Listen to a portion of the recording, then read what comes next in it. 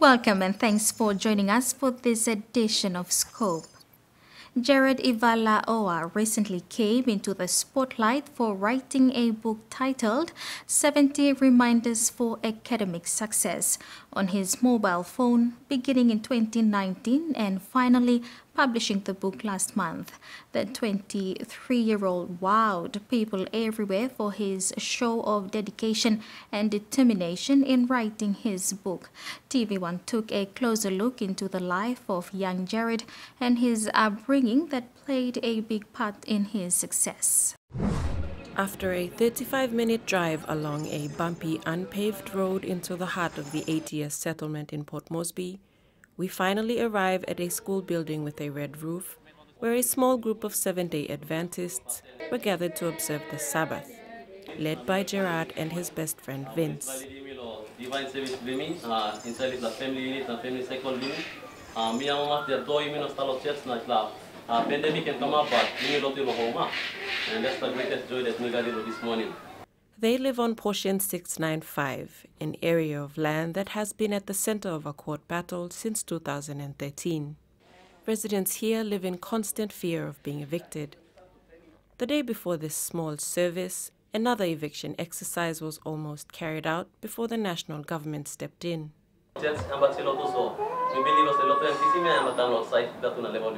Gerard's belief in God and his dedication to his family and education are the things that drove him to academic success and to take up leadership roles, something that his mother is extremely proud of, despite all the hardships he and his family face. Big plus struggle when me face him, time me married, na me stop na me carry more pikinini like Gerard firstborn. Some like where the situations where some people plant all marry me plus come up mawan papa time. Hard straight lo bring all picking come at about highway struggle lo bring him come at me manage him time na effort blow me. Gerard been around 10 maybe 9-10 years old me play come inside lo 8 years na me play stop na use very low stop lo like in settlement where no got water and me play struggle lo piney water na seem like no got power and me play start la blog settlement where me bring him all come on top na settlement life and me plus stop tintin logo piney walk so me go come lo to me no work lo good pla like office work to me it's just store work so me a struggle to lo store work lo feed him life use of settlement life more like a village life so how me plus stop me plus stop. Nelly from Morobe and Central says she and her children have lived in the settlement for 15 years. She said his son was a natural leader at home, helping his parents when needed and never being a burden on anyone. As a mother, we know work lo good pla walking, like store walking, and lo bus face side. So, Gerard too good pla mangive. I mean, no demand so much from me and like all plenty picking like isim all big pla all money all bago come to school, but Mr. Timmy want a 5 kine money blame logo come lo school. How you manage it and start handle you with this 5 kina bus fare and your maybe a scone, rice cone would do with cold water and lunch blue me satoki me. So I'm give me hard time with Gerard like he was obedient and he was so I'm looking at me playing both roles as a father and mother. So so like so bear with me I so like demand for big money or like so lilig man kisimos go come to school with a good heart and he was a quiet naplo talk back lo daddy blame us why na you no give me money or by can korosi mitla one time so problem no sa give me money he accepts it na me give him 5 kina that's his bus fare and lunch na avenue come back one time this la that 5 kina is very big money to him. Gerard took on leadership roles whilst in grade 8 at the New Erima Primary School and in De La Salle Bomana where he did grades 9 and 10. He was also the duck student for both grades 8 and 10. He then went on to do his grades 11 and 12, becoming the 2018 SRC president of the Port Moresby National High School, including Adventist student representative. Gerard was then accepted to study mathematics and computer science at the University of Technology, but left after a year to pursue a law degree. After applying twice to study law with no success, he has not given up and says he will keep trying. The young author began writing his book in 2019, typing close to 90,000 words on his phone and paying 1 kina at his nearest tucker box to charge his phone when his battery ran low. Recently, Gerard's story caught the attention of Digicel PNG, who bought 60 of his books to be distributed in schools throughout the country and gifted Gerard with a laptop and a brand new mobile phone, all contributions towards his endeavor to publish more books in the coming years. Gerard's friends spoke highly of the young man and the positive impact he has made on their lives. Actually, my family, they live here for almost 10 years or something. I come back from the village, and then I think this is my 4 years in Port Moresby or something. And then I came here, I met Gerard, and Gerard is my only and my best friends. So we used to stay together. I don't go to church, but I think in 2020 I went to the church. I accepted Christ as my personal savior, and then I met Gerard. And Gerard was the man who helped me a lot in my spiritual journey. He helped me to study the Bible. He gave me courage all the time. And then we used to talk about insights of students. And then we formed a group in the church about singing. And then I had a lot of stories about Gerard. Gerard was a young and a very successful person in his life. And on the other hand, he's also my role model too. He have a very strong desire and visions in his life. It was just last year he wrote the book. I used to go and visit him all the time. His house is my house and my house is his house. So we used to stay together. We were best friends. And then he used to tell me, I'm writing a book. Those are the things we used to share together. Those are the insights. Those are the facts about students to be successful in their career. So what we used to discuss here, writing those down into the book so that it might help the other students to mold them, to build them, to become somebody productive in the future. So I used to tell Gerard, I used to have that faith that one day you will publish the book. One day they will recognize the book. Everyone will read the book. I used to tell him, and we used to pray together. We used to say, God is leading us. But everything we do, everything we say, we acknowledge God as He's everything to us. God will lead us. God always give us the courage through His word, through the Bible. So mangi even lo church too.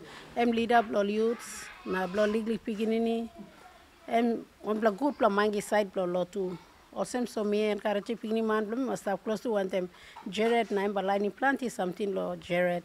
When asked about his drive behind writing the book, Gerard said he received his inspiration from his mother and the years of advice and encouragement that she had given him growing up. The key word in the topic is remind us. And before waking up early in the morning and going to school, my mom would remind me about a lot of things. There's like sometimes that I don't have lunch money. And like my mom would tell me to stay, but I would go to school and she would remind me to give my best academically. She would remind me to complete my homework. And she would remind me to respect my teachers, respect my friends. She would remind me to study. She would remind me to focus. And coming up with this book, 70 Reminders of Academic Excellence, is most of the reminders that I received from my mom. And I'm really glad that so far that I receive feedback from students and people who have read this book. They've told me that they have been really blessed.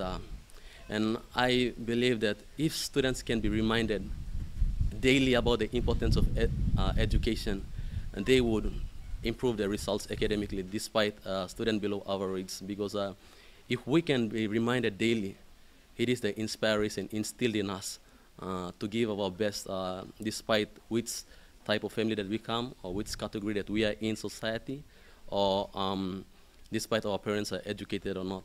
So I'm really glad to have written this book. Following the success of his first book, Gerard says he has plans to publish 2 more books in the coming years, still with the unwavering support of his family and friends.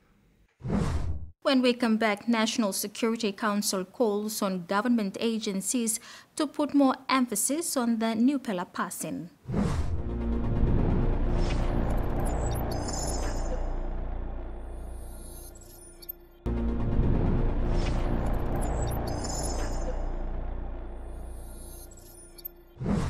Welcome back.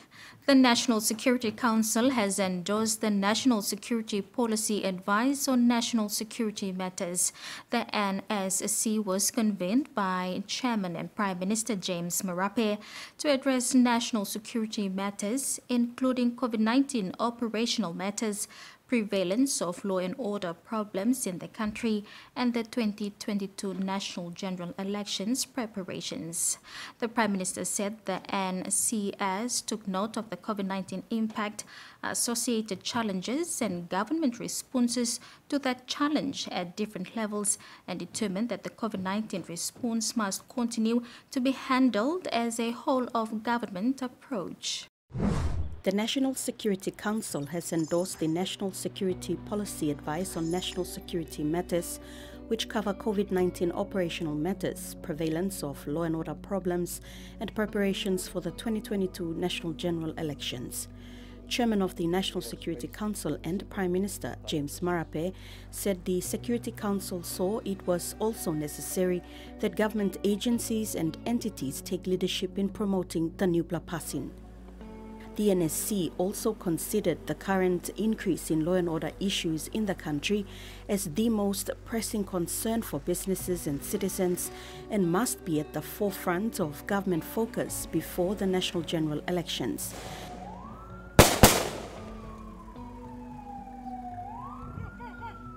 Marape said the criminal activities and law and order situation is a direct result of lack of institutional capacity and capability, absence of political leadership at all levels of government, and ineffective governance. He acknowledged the murder case at Koki in the National Capital District and subsequent ethnic tribal revenge, the drunken brawl and drug consumption amongst youth leading to violence in East New Britain, armed criminal gang activities in Alotau, and tribal killings in Pogara, Enga, Hela and Eastern Highlands respectively as key security challenges affecting lives, livelihoods and business activities. The Security Council chairman stressed that the Security Council has directed the disciplinary security forces and intelligence community to take a unified approach and address the prevalence and increase in criminal activities in the country, meaning more community policing mechanisms, community mediation, deployment of mobile squads, and PNG Defence Force call-out deployment. Prime Minister Marape said despite all these responses, all security protocols currently in place do not take into account the risks and threats that will come with the 2022 national general elections. He said PNG is now behind its pre-2022 national general election security assessment to assist plan and prepare for the actual election process. And the government is fully aware of the mammoth task ahead. With COVID-19 being a concern, it will continue to hinder progress. So the national government has considered this a priority area and demands that the key committee on the 2022 national general election security to start working immediately. The NSC agreed to seek approval from Cabinet to direct the National Security Advisory Committee to coordinate, plan and lead the security operations for the 2022 national general elections. However, the leader of the opposition, Belden Nama, believes the government has lost command and control. The former soldier called for an early recall of Parliament and for a bipartisan parliamentary approach to what he described as a national crisis that has clearly gone beyond politics. He said when tribal groups or criminals take up arms against the police force, when they burn down police stations and shoot at police and terrorize citizens repeatedly without hesitation or regret, that is a direct challenge to the state. And if the state does not do anything, that means the state no longer has a monopoly on the use of lethal weapons. It has passed on to others who are not authorized by law. And at some point, the government has lost control and is unable to protect its citizens. Nama said that is when we have a security issue, and PNG has unfortunately arrived at this point, especially with health and law and order. He has called for the immediate removal of the Commissioner of Police and Pandemic Controller, David Manning. After the break, NCD Governor Powes Parkop reacts to GST collections distribution and welcomes court injunction into the matter.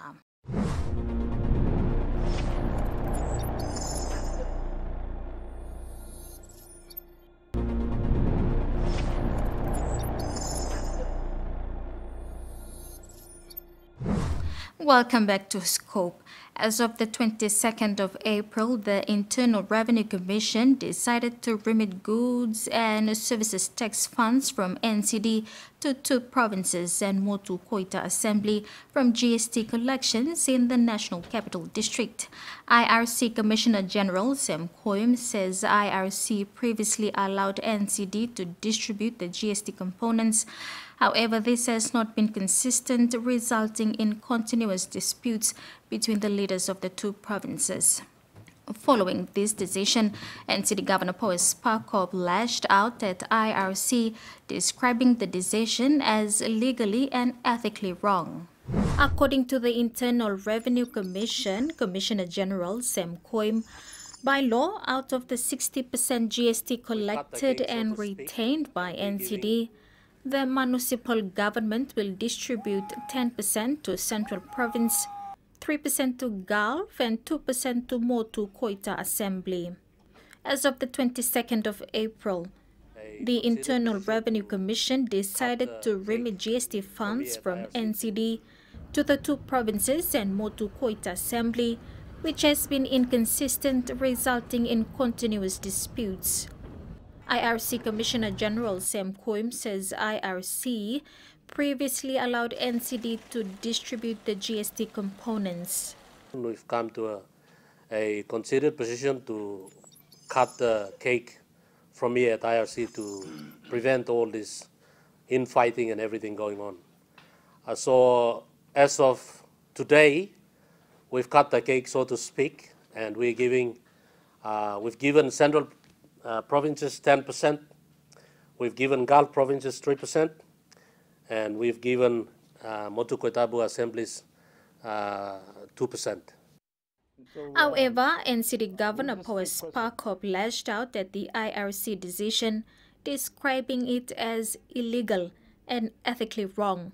Commissioner General Mr. Sam Koim of IRC is legally and ethically wrong in making a unilateral decision on its own to separate or to apportion the GST component that should go to Central Province or Gulf Province or Motu Koita. The governor said the IRC should be distributing funds from the national government's share of GST raised from the National Capital District and not from NCDC's basket. There are 2 types of GST collected by the IRC in the nation's capital. The inland GST, which is paid by business houses and service providers operating in the city. The other GST collected is from airport and seaports. Of the inland GST, NCD receives 60%, while 40% goes to the national government to redistribute to other provinces. For port GST in NCD, the national government receives 100% of all the GST raised.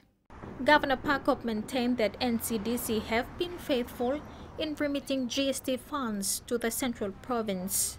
Since I became governor in 2007, we have been remitting GST, the GST component that they might be entitled to, which the Supreme Court has found that we have not breached, totaling up to now 142,221,000 to Central Provincial Government.